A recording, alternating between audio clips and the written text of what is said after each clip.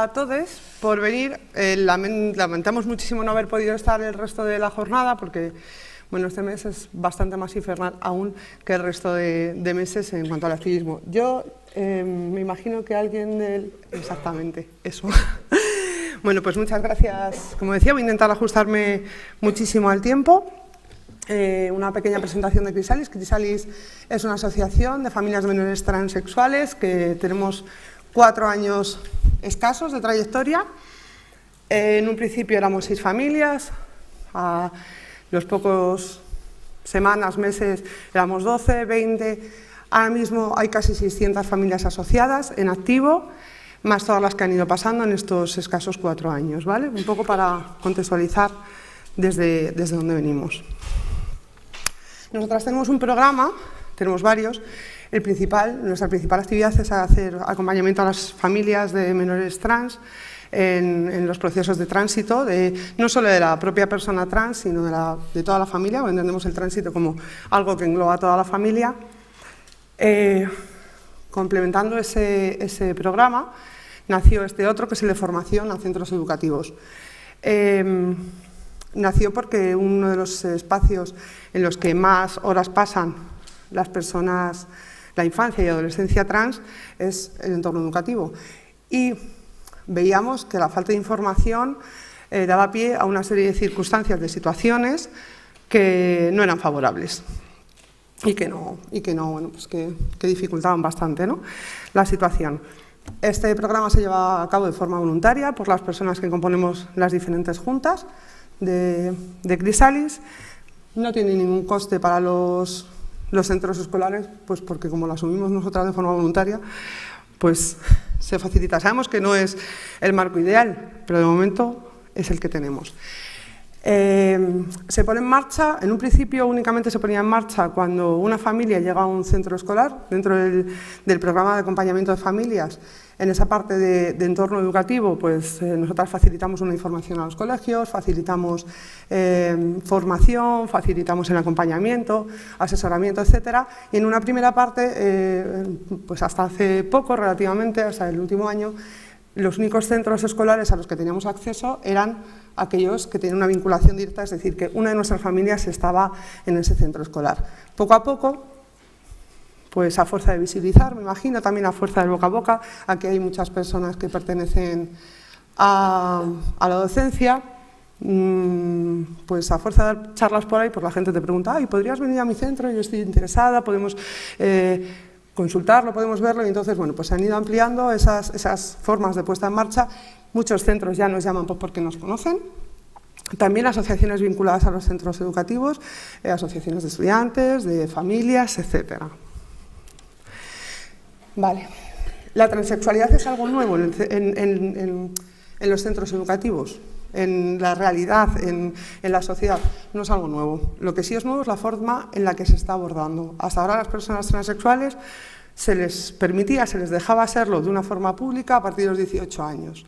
Ahora, también desde hace muy poquito, se está entendiendo que el respeto al libre desarrollo debe darse durante toda la infancia y la adolescencia y se están respetando esas identidades. Por lo tanto, hay que adaptar ese centro educativo que parte de un desconocimiento de esta realidad, pues es necesario adaptarlo.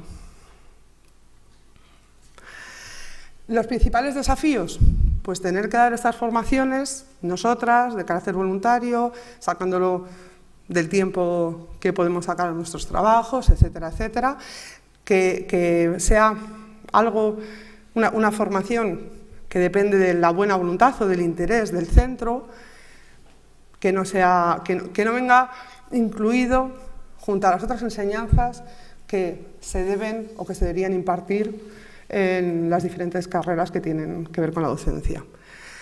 Los planes de estudio no contemplan esa realidad. Esto quiere decir que por mucho que una persona que está ejerciendo la docencia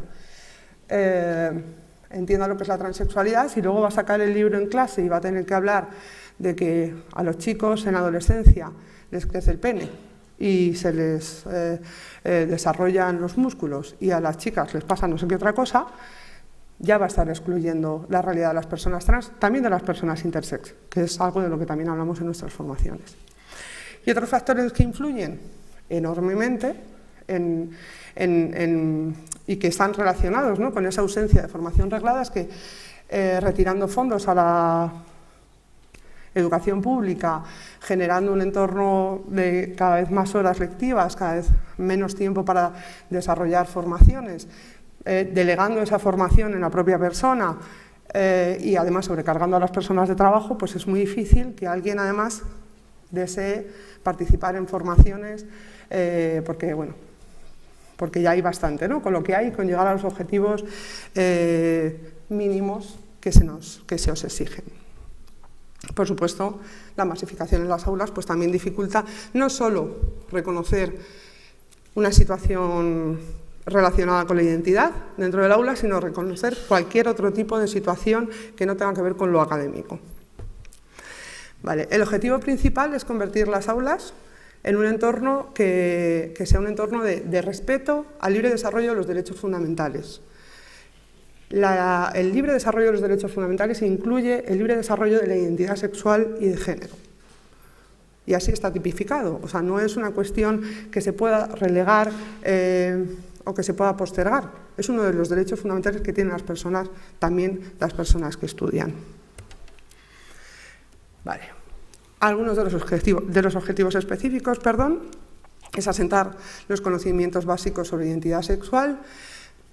Un poco más adelante explicaré algunas diferencias, algunas dificultades que se tienen con respecto a esto, y capacitar al personal, tanto docente como no docente, para respetar no solo aquellas identidades reconocidas claramente como personas trans o transexuales, sino cualquier tipo de expresión de la propia identidad sin necesidad de acotarla, de limitarla, de dirigirla, etc. Y luego generar un espacio. Para nosotras la palabra sería naturalización, no normalización, porque entendemos que si vamos a normalizar, primero que habrá que elegir un marco que nos represente, que sea el normal, ¿no? Seguramente mi marco de normalización sea diferente al del que está sentado en la primera fila.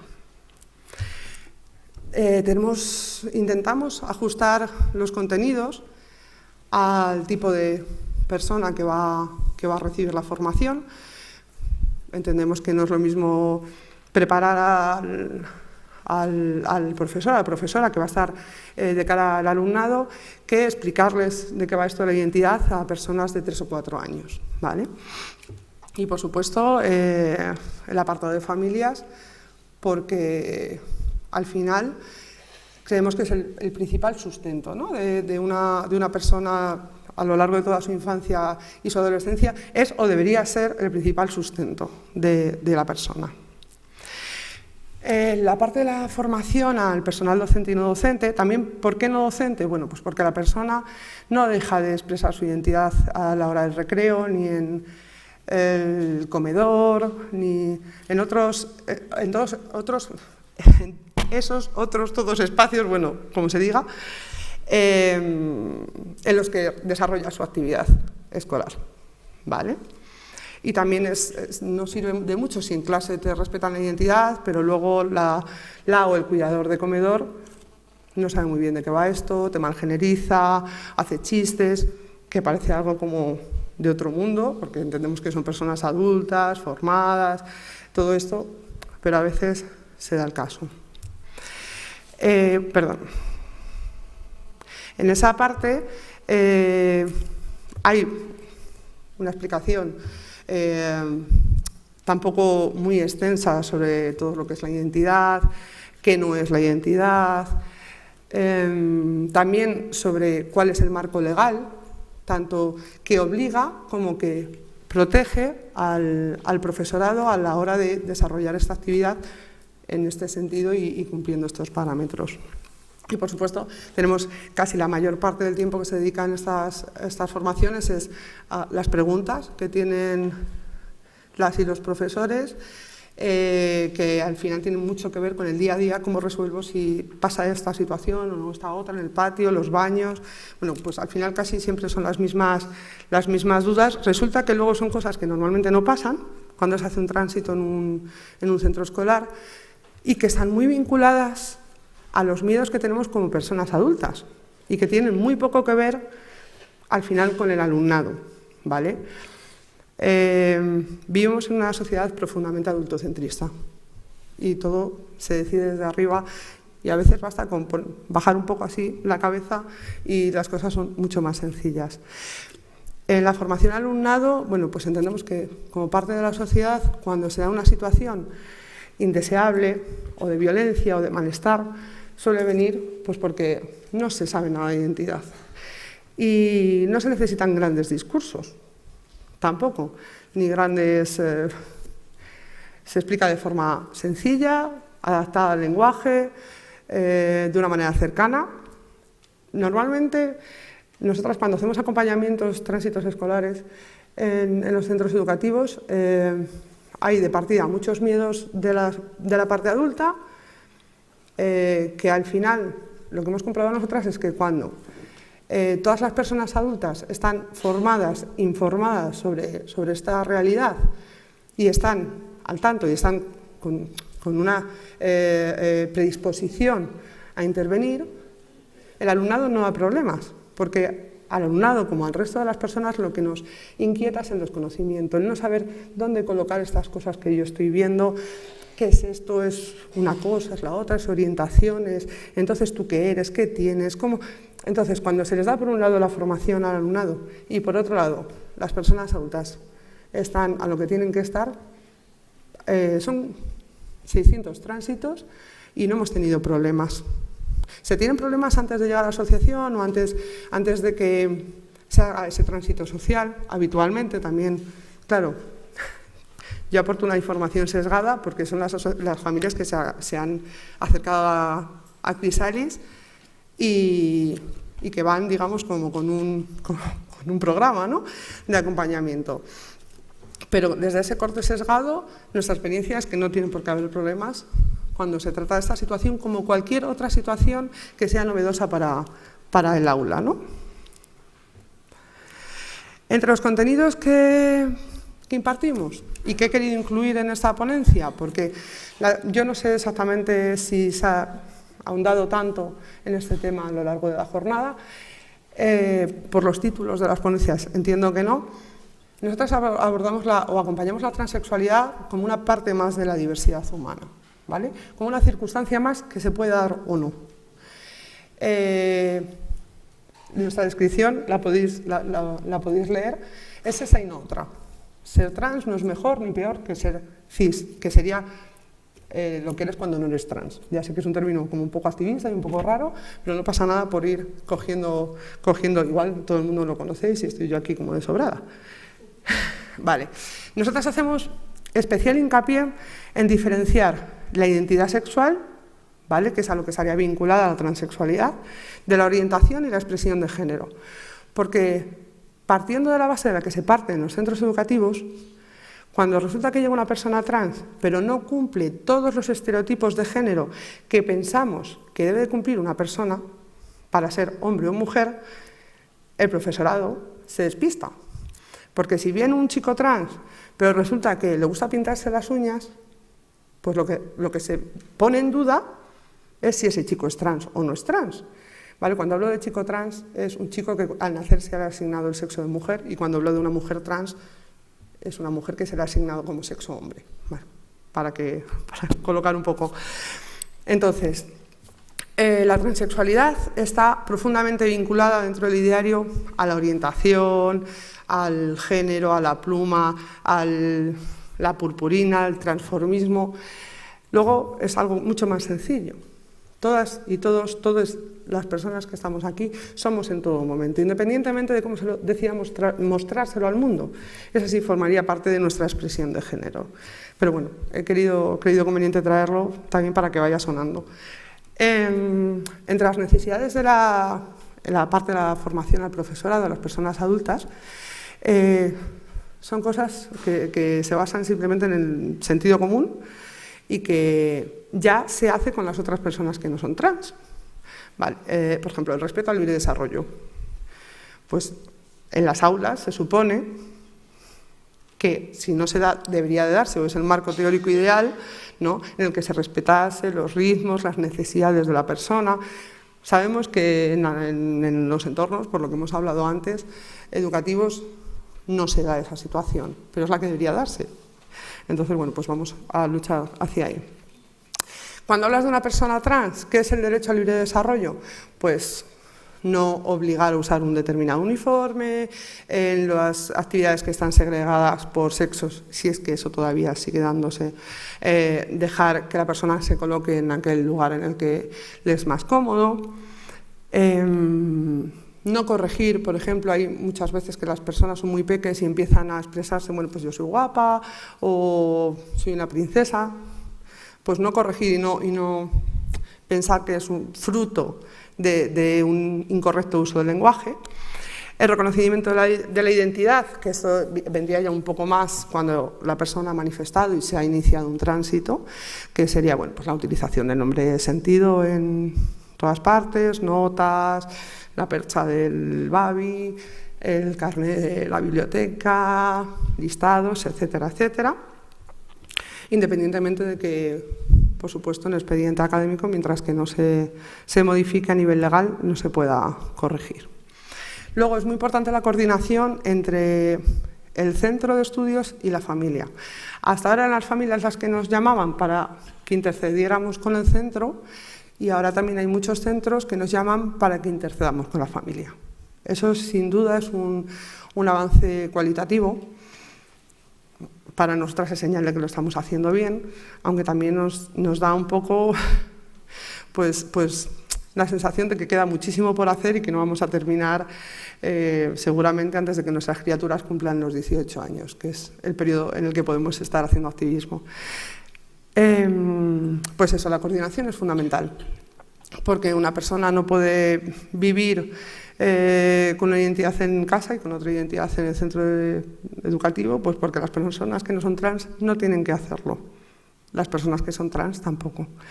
Y un entorno seguro. Un entorno seguro nos referimos sobre todo al alumnado. A veces nos dicen, bueno, habría que poner en marcha a lo mejor un programa específico de bullying por este tipo de... Pues nosotras no somos partícipes, no sé si a lo mejor esto sería cuestión de debatirlo. Pero entendemos que esta agresión o este intento de, o esta burla o las herramientas que se deberían usar serían las mismas que para otro tipo de bullying, si es que los centros escolares están usando esas herramientas para otros tipos de bullying, que muchas veces es el problema, que hay muchas agresiones que no se detectan, que no se consideran agresiones, que no se sabe muy bien cómo actuar, porque si a esa persona la han agredido por su identidad y yo tengo que hablar con la familia realmente no sabe muy bien qué es lo que está pasando con su criatura, me voy a meter en un lío, esto tiene que ver con el sexo, mejor vamos a dejarlo pasar, ¿vale? Y ya veremos por dónde sale la cosa. Pero cuando se actúa, y se actúa siguiendo el sentido común y siguiendo los planes anti-bullying que ya están establecidos, no entendemos que haya que generar nuevas herramientas. Claro, partiendo de la base de que el propio profesorado está formado y sabe qué es identidad y sabe que eso no es una tontería, etcétera, etcétera. Bueno, estas son algunas de las fotos de... He mirado el tiempo cuando he empezado, pero no me he acordado de memorizarlo. Estas son algunas... Así en mi vida. Estas son algunas de las fotos de los sitios que hemos ido muy recientemente. Sobre todo el Colegio Gredos, yo creo que es más conocido. Al Isaac Newton fuimos porque nos llamó la Asociación de Estudiantes. Hemos hecho formación a todo el centro y la verdad ha sido una experiencia muy, muy positiva y a la vez, bueno, pues como reveladora de cuánto puede aportar o no un centro en concreto según elija seguir un rumbo u otro. Nosotros hemos dado formación en ese centro a todo el alumnado, primero a cuarto. Y había una diferencia entre las clases de primero, que venían de otros colegios diferentes, que no tenían como interiorizado el sentido, el espíritu del instituto. Y las otras clases que ya llevaban tiempo y que ya... Asombrosa. El día, yo no sé si fue cuarto, tuvimos un debate con un muchacho interesantísimo y además, desde el respeto, no entendía muy bien de lo que yo le estaba intentando explicar y él debatió que de verdad, que es toda como una experiencia que te llevas y que normalmente entiendo o creo que sería muy positivo extrapolar a otro tipo de formaciones. Bueno, esto es una frase que yo creo que todo el mundo aquí la conoce. Y si no, pues ya la conocéis. Y este es nuestro contacto.